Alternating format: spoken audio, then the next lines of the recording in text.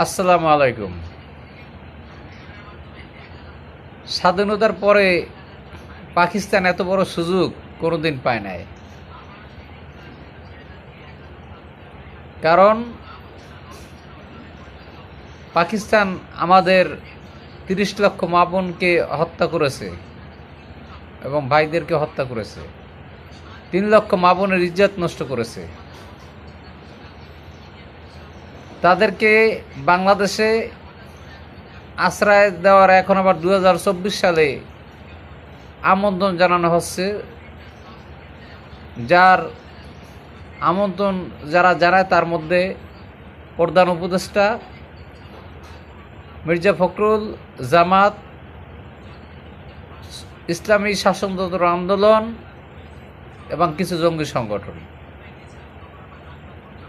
এই দেশটা একদিন পাকিস্তানি রাষ্ট্রের মতো হবে, এত একটু সন্দেহ নাই।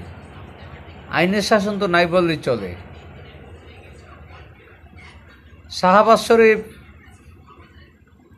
কোনো সরকার পাকিস্তানের বেগম খালেদা জিয়ার সময় ক্ষমতা ছিল তাকেও এভাবে ফোন দেয় নাই, সাপোর্ট করতো কিন্তু ফোন দেয় নাই।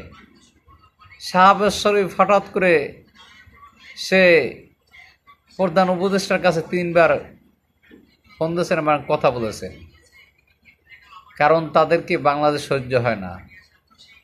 আর প্রধান উপদেষ্টা তো এক প্রকার পাকিস্তানের এজেন্ট।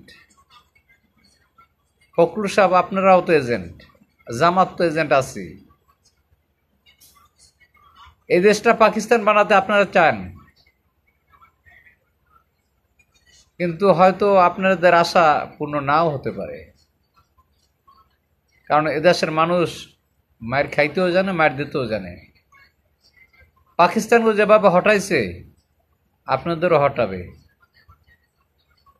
আওয়ামী লীগকে নিয়ে এত বিষদগার কল্পনা কথাবার্তা বলেন, আওয়ামী লীগকে দেশ দিয়ে ধ্বংস করার মতো ক্ষমতা আপনাদের আছে? নাই। যদি ধ্বংস করতে চান, এদেশে ৫ কোটি আওয়ামী লীগের সমর্থক আছে, সবাইকে মেরে ফেলুন। আজে বাজে মন্তব্য করবেন না। আপনি শ্রদ্ধাভাজন ব্যক্তি, আপনার নেত্রী আমাদের মায়ের মতো। আপনাদের অনেক কর্মীরা আমার নেতৃত্বের অনেকবার বকাবকি করছে, আমরা জানি। তার মা বোন তুলে বকাবকি করছে, কিন্তু আমাদের পক্ষে এটা সম্ভব না। কারণ বেগম খালেদা জিয়া আমাদের মায়ের মতো বয়স্ক মহিলা, তাকে নিয়ে কটূক্তি করার ক্ষমতা আমার বাবারও নেই।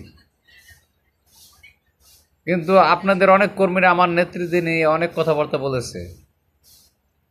কারণ বেদবের ঘরে বেদবি হয়, ভালো হয় না। আপনি ভিডিওটা দেখবেন। ধন্যবাদ আপনাকে। জয় বাংলা, জয় বাংলা।